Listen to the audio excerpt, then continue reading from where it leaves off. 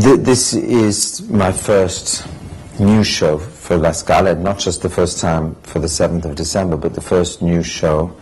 I've never done this piece before. I've now realized why it is considered the opera of all operas and why it is the masterpiece. This production, for me, has been an attempt to try not just to tell the story of Don Giovanni, which we all know, but to try somehow to create a production in which the myth of the character is always present.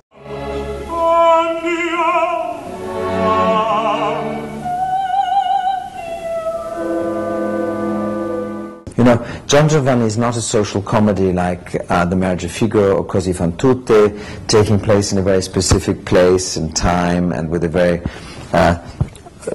with real people. There's something unreal, it's almost supernatural about this piece. Not just because the Commendatore comes back from the dead as a statue, ostensibly to punish the libertine, but for many other reasons as well. There's a very strange energy. It's not a tragedy, it's not a comedy, it's a mixture of both things.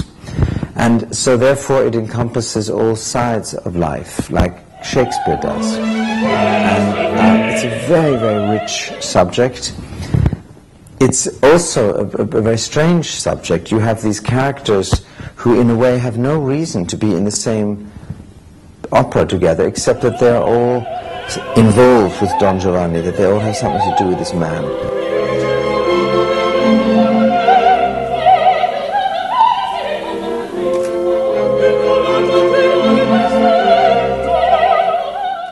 Well, it's all based on Don Giovanni himself. Don Giovanni is for me, a very positive character. I see him as a positive and not as a negative figure. He is the center of all the action. His music is all energy, Fincan del Vino, what Mozart has written for him. An important part of this production for me comes from his first line, where he says to Don Anna, "Chi son io, tu non saprai." Don Giovanni changes all the time.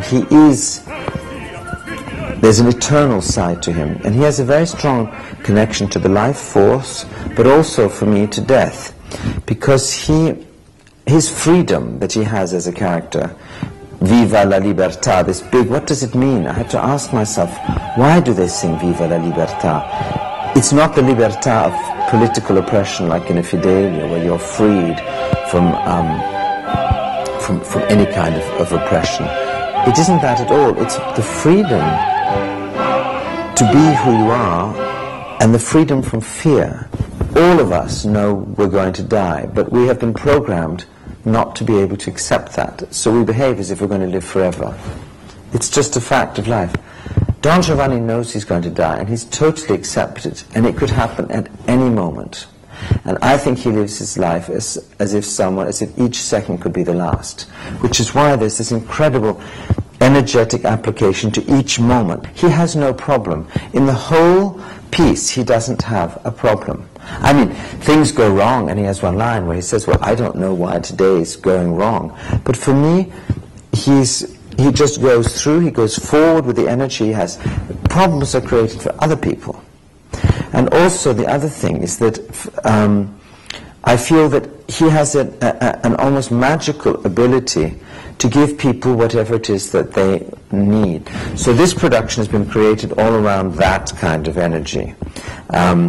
Starting with his first action is very surprising, and all through the piece I've tried to create something where he does something which is not all what we expect him to do, but is in his terms logical, and in his terms is possible. And I also think he's always very, very honest.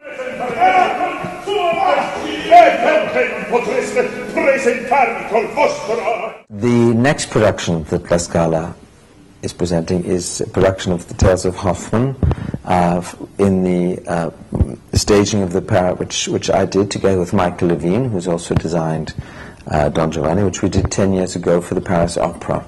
And for me, it's a really amazing coincidence that these two pieces have been put together. In the opera, The Tales of Hoffmann, when the opera begins, Hoffmann tells his three tales to his friends in a bar, while he's waiting for his latest love, who's called Stella, a famous opera singer, to finish her performance.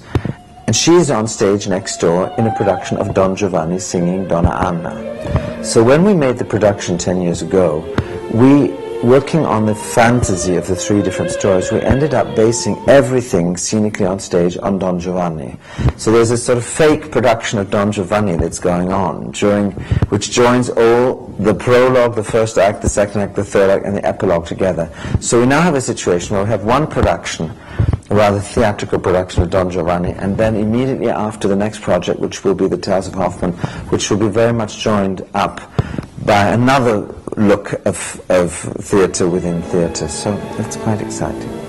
This is the first time I've worked with Daniel Barenboim. It's been a very enjoyable and interesting experience. From the very beginning, from the meetings I had with him before I started rehearsing in the opera, before the sets were actually finished being conceived, before we handed in the project, I met with him.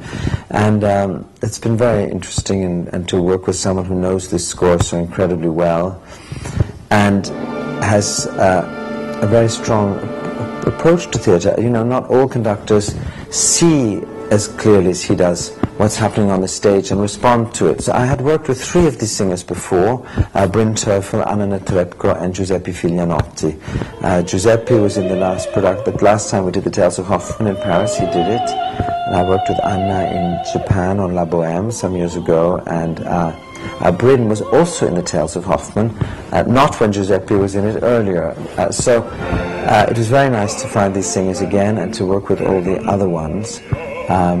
It's very complex here at La Scala because you have two casts, and it's also complex because, you know, the Ildebrando d'Arcangelo will be doing some performances as Don Giovanni and some performances as Leporello, so this makes things very complex because it's an intense production and I want everyone to feel at home and comfortable on the stage, but it's quite a complicated staging to try to bring out the drama and the giocosa, so it's been quite a lot of work. Peter Mattei I have seen a number of times as Don Giovanni, and so it was very exciting to do this with him, I must say, to discover his very particular extraordinary energy. It's been marvellous. And Barbara Frittoli I had also seen, but we've not worked together before, and I think she's a marvellous Elvira and has a wonderful energy as well, and we will be working together in the future here at La Scala, but I won't say what.